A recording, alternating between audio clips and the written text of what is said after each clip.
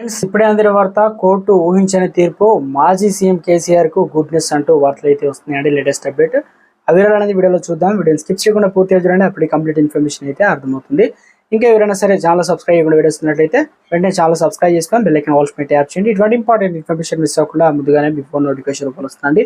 చాలా మంది చూస్తున్నారని లైక్ చేయడం మర్చిపోతున్నారు. దయచేసి లైక్ చేయండి. ఇన్ఫర్మేషన్ మందికి రీచ్ చేసిన తర్వాత లేట్ చేయకుండా వేరేలాగా వచ్చినట్లయితే, తెలంగాణ హైకోర్టులో మాజీ సీఎం అనగా బీఆర్ఎస్ చీఫ్ కేసీఆర్ కు తాత్కాలిక ఊరట లభించింది.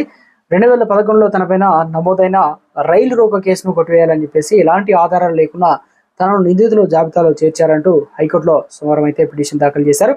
ఈ క్రమంలోనే విచారణపైన హైకోర్టు స్టే అయితే విధించింది. మల్కాజిగిరి పోలీసులు నివేదిక మేరకు ప్రజాప్రతినిధుల కోర్టులో మాజీ సీఎం కేసీఆర్ కు కేసు విచారణ అయితే వచ్చిందనమాట. ఈ క్రమంలోనే హైకోర్టు ఇవాళ విచారణ వాయిదా వేసింది. మరోవైపు ప్రతివాదుల నోటీసులు జారీ చేసింది.